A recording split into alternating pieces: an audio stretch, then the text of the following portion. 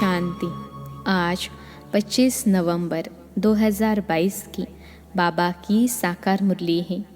मुरली की महावाक्य है, मीठे बच्चे अवगुणों को निकाल साफ दिल बनो, सच्चाई और पवित्रता का गुण धारण करो तो सेवा में सफलता मिलती रहेगी। प्रश्न है, तुम ब्राह्मण बच्चों की कर्मातीत अवस्था कब और कैसे बनेगी? उत्तर है, जब लड़ाई का सामान पूरा तैयार हो जाएगा तब तुम सबकी कर्मातीत अवस्था नंबरवार बन जाएगी। अभी रेस चल रही है। कर्मातीत बनने के लिए पुरानी दुनिया से बुद्धि निकल जानी चाहिए। शिव बाबा जिनसे 21 जन्मों का वर्षा मिलता है, उनके सिवाय दूसरा कोई याद न आए। पूरा पवित्र बनो। गीत है, मुखड़ा देख ले प्राणी। ओम शांति। जबकि बेहद का बाप बच्चों को मिला है और बच्चों ने पहचाना है, अब हर एक महसूस करते हैं कि हम कितनी पाप आत्मा थे और कितना पुण्य आत्मा बन रहे हैं। जितना जितना श्रीमत पर चलेंगे उतना ज़रूर बाप को फॉलो करेंगे।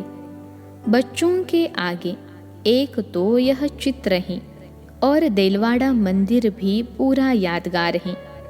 गीत भी गाते हैं दूर देश के, अब पराए देश पतित शरीर में आए हैं। बाप खुद कहते हैं, यह पराया देश है। पराया किसका? रावण का। तुम भी पराए देश अथवा रावण राज्य में हो। भारतवासी पहले राम राज्य में थे, इस समय पराए अर्थात रावण राज्य में हैं। शिव बाबा तो विचार सागर मंथन नहीं करते। यह ब्रह्मा विचार सागर मंथन कर समझाते हैं कि यह जो जैनी लोग हैं, उनका यह देलवाड़ा मंदिर है। यह जो चैतन्य होकर गए हैं, उनका ही जड़ यादगार है। आदि देव आदि देवी भी बैठे हैं, ऊपर में स्वर्ग हैं। अब अगर जो उन्हों के भगत हैं, उन्हों को ज्ञान मिले तो अच्छी तरह समझ सकते हैं कि बरोबर नीचे राजयोग की शिक्षा ले रहे हैं। ऊपर में भी प्रवृत्ति मार्ग, नीचे भी प्रवृत्ति मार्ग। कुंवारी कन्या, अधर कन्या का चित्र भी है। अधर कुमार और कुमार भी हैं। तो मंदिर में आदि देव ब्रह्मा भी बैठा है और बच्चे भी बैठे हैं। अब तुम समझ गए हो कि ब्रह्मा सरस्वती ही राधे कृष्ण बनते हैं। ब्रह्मा की आत्मा का बहुत जन्मों के अंत का जन्म है। यह बाप और बच्चों का यादगार है। ऐसे तो नहीं 1000 लाख चित्र रखेंगे। मॉडल में थोड़े चित्र रखे जाते हैं। यह है जड़ और हमारा है चैतन्य, जिन्होंने कल्प पहले भारत को स्वर्ग बनाया है। उन्हों का यादगार है। जगत अम्बा, जगत पिता और उनके बच्चे हैं। मेजॉरिटी माताओं की होने कारण बी के नाम लिख दिया है। मंदिर में भी कुंवारी कन्या और अधर देवी हैं। अंदर जाएंगे तो हाथियों पर मेल्स के चित्र हैं। यह सब बातें तुम बच्चे ही समझ सकते हो। तुम अभी साफ दिल बनते हो, आत्मा से अवगुण निकाल रहे हो। तुम्हारी मम्मा किसको समझाती थी तो उनको तीर लग जाता था। उनमें सच्चाई पवित्रता थी भी कुमारी। मम्मा का नाम पहले आता है, पहले लक्ष्मी फिर नारायण। अब बाप कहते हैं, मम्मा जैसे गुण धारण करो, अवगुणों को निकालते जाओ। नहीं निकालेंगे तो पद भ्रष्ट हो जाएंगे। सपूत बच्चों का काम है हर एक बात समझना। पहले तुम बेसमझ थे, अब बाबा समझदार बनाते हैं। अज्ञान में बच्चे खराब होते हैं तो बाप का नाम बदनाम करते हैं, तो बाप का नाम बदनाम करते हैं। यह तो बेहद का बाप है।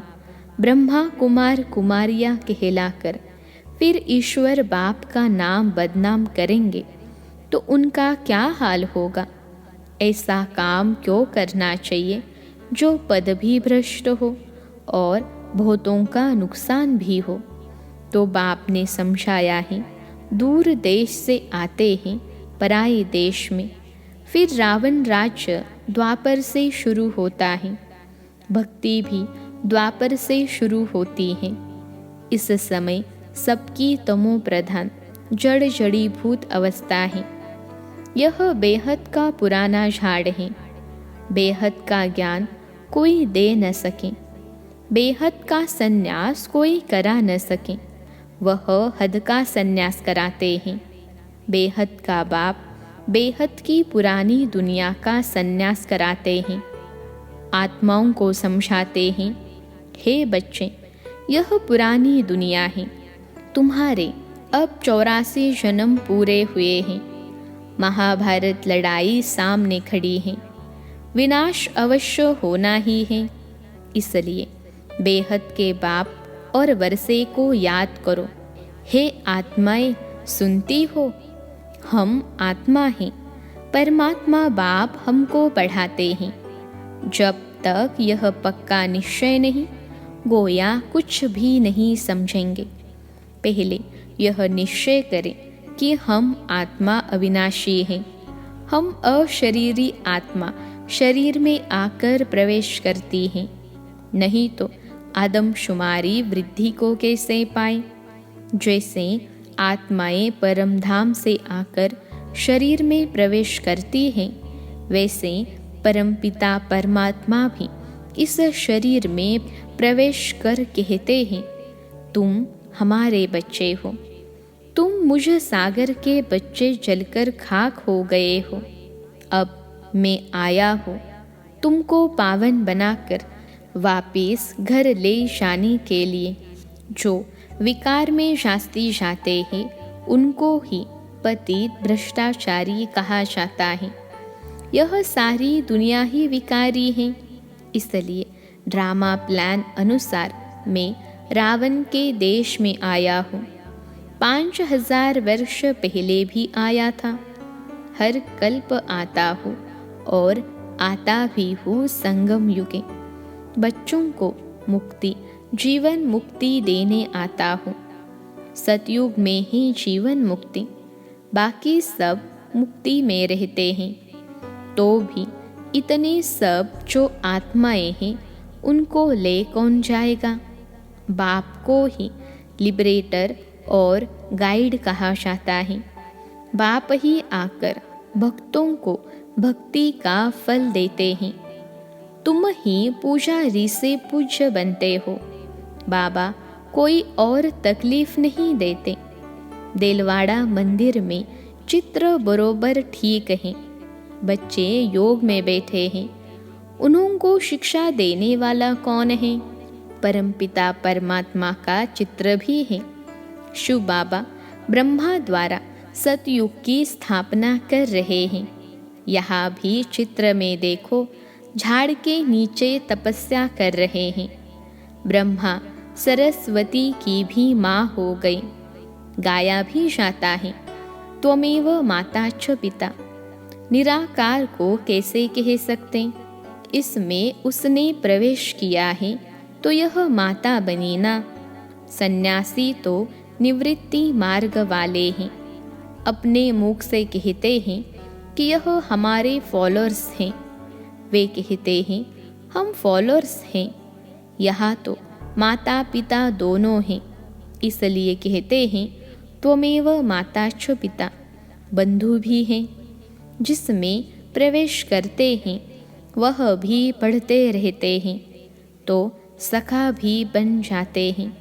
शिव बाबा कहते हैं मैंने ब्रह्मा द्वारा एडॉप्ट किया है। तुम राजयोग सीख रहे हो। शिव बाबा को अपना शरीर तो है नहीं। वहाँ मंदिर में लिंग रखा है। देलवाड़ा का अर्थ कोई समझ न सके। अधर कुमारी कुंवारी कन्या भी है। सिखलाने वाले शिव का भी चित्र है।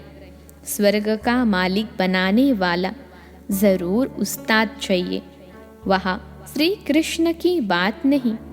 जहाँ ब्रह्मा बैठा है वहाँ श्री कृष्ण कैसे आए? श्री कृष्ण की आत्मा तपस्या कर रही है सुंदर बनने के लिए। अभी वह शाम है। ऊपर में वैकुंठ के सुंदर चित्र खड़े हैं। ब्राह्मण ब्राह्मणिया हैं, फिर देवता बनेंगे। तुम्हें ऐसा बनाने वाला सबसे ऊंचा है, तो यह देलवाड़ा मंदिर भी सबसे ऊंचा है।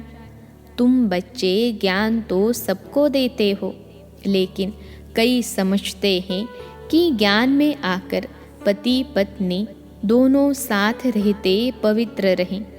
यह तो बहुत बड़ी ताकत है, परंतु यह नहीं समझते कि यह सर्वशक्तिमान बाप की ताकत है। बाप देखो स्वर्ग की कितनी भीति देते हैं। बच्चे पवित्र बनो तो स्वर्ग के मालिक बन जाएंगे।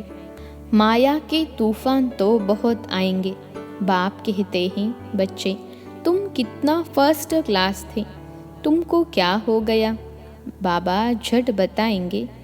इस समय ब्राह्मणों की माला में नंबरवार कौन कौन है, परंतु सब कायम नहीं रहेंगे। कमाई में दशाएं बैठती है ना। किसको राहु की दशा बैठती है तो फिर छोड़ चले जाते हैं। पुरानी दुनिया में कहते हैं हमसे मेहनत नहीं होती है। बाबा को याद नहीं करते। नहीं कहने से नास्तिक बन जाते हैं। दशाएं फिरती रहती हैं। माया के तूफान आने से ढीले हो जाते हैं। अगर भागंती हो गया तो समझेंगे शाम बन गया। यहाँ आते हैं सुंदर बनने। तुम ब्राह्मण कुल वाले शाम से सुंदर बन रहे हो। यहाँ बहुत ज़बरदस्त कमाई है। बच्चे जानते हैं मम्मा बाबा लक्ष्मी नारायण बनेंगे। बच्चे कहते हैं बाबा हम भी आप जैसा पुरुषार्थ कर ज़रूर तख्त नशीन बनेंगे, वारिस बनेंगे। परंतु फिर भी ग्रहचारी बैठ जाती हैं। चलन भी अच्छी चाहिए। तुम्हारा धंधा है घर घर में संदेश पहुंचाना कि शिव बाबा को याद करो तो विकर्म विनाश होंगे। विनाश सामने खड़ा है। तुम निमंत्रण देते रहो। तुम्हारी दिन प्रतिदिन वृद्धि होती जाएगी। सेंटर्स खुलते जाएंगे। यह इतना बड़ा मकान भी कम पड़ जाएगा। आगे चल कितने मकान चाहिए? ड्रामा में आने वालों के लिए प्रबंध भी ज़रूर चाहिए। बच्चे अपने लिए सब कुछ कर रहे हैं, तो बच्चों को बेहद की खुशी होनी चाहिए। परंतु माया घड़ी घड़ी बुद्धि योग तोड़ देती है। अभी माला बन नहीं सकती। अंत में रुद्र माला बनेगी, फिर विष्णु की माला बन जाएगी। बाबा कितना अच्छी रीति समझाते हैं। अम्बा के मंदिर के आगे भी अपना सेंटर होना चाहिए जो सबको समझाया जाए। तो अभी यह ज्ञान ज्ञानेश्वरी है, वहाँ भी भीड़ मच जाएगी। तुम सिर्फ काम करो, पैसे छमछम कर आ जाएंगे। ड्रामा में पहले से नूंदा हुआ है। तुम 10 सेंटर खोलो, बाबा ग्राहक दे देंगे, परंतु सेंटर ही नहीं खोल सकते। कलकत्ते जैसे शहर में तो बहुत सेंटर खुलने चाहिए। हिम्मते बच्चे, मददे बाप, किसको भी टच कर देंगे। काम तुमको करना है।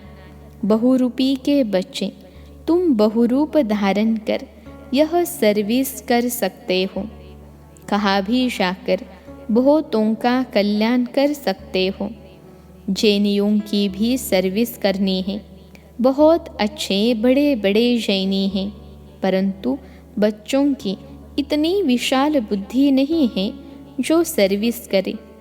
कुछ देह अभिमान रहता है। अच्छा, मीठे मीठे सिखिलते बच्चों प्रति माता पिता बाप दादा का याद प्यार और गुड मॉर्निंग। रूहानी बाप की रूहानी बच्चों को नमस्ते।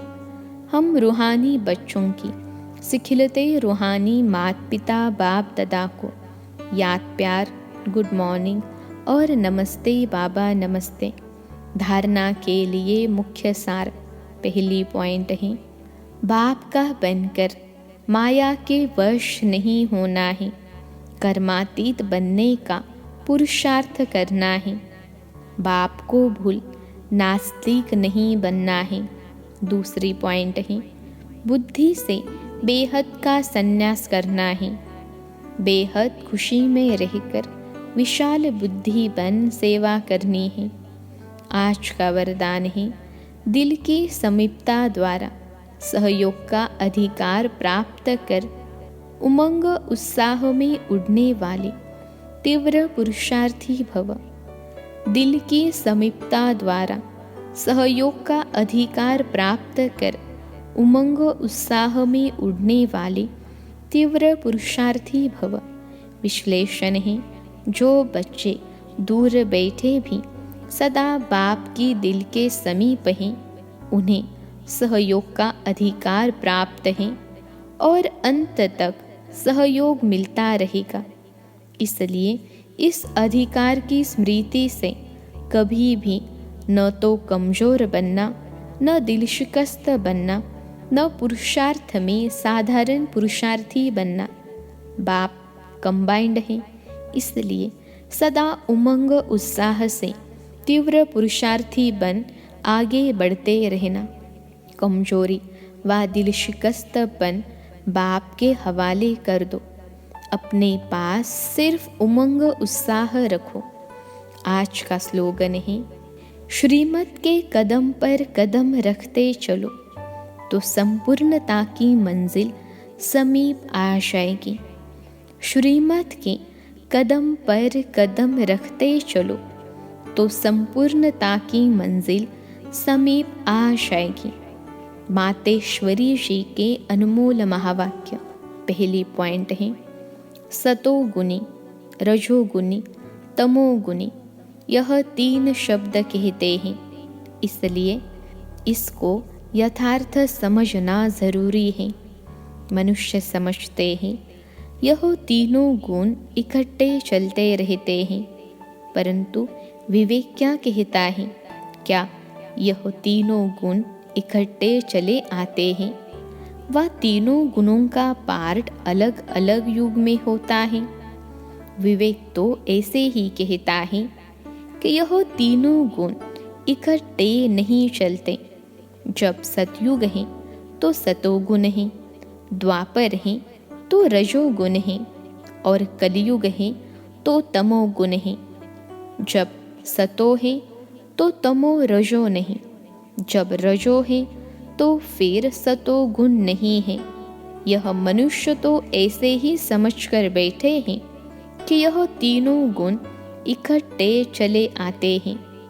यह बात कहना सरासर भूल है। वो समझते हैं जब मनुष्य सच बोलते हैं, पाप कर्म नहीं करते हैं, तो वो सतोगुणी होते हैं।